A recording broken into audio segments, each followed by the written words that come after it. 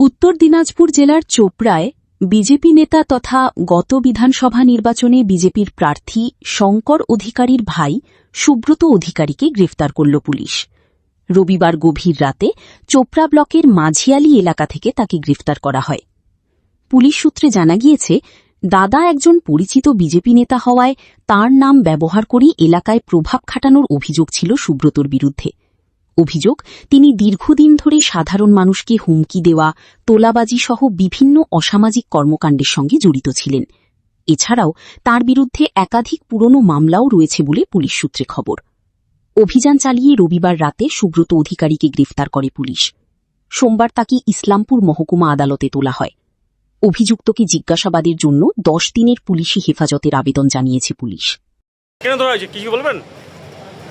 মিথ্যা কাছে ঢুকানো হচ্ছে। হ্যাঁ, মিথ্যা কাছে ঢুকানো হচ্ছে।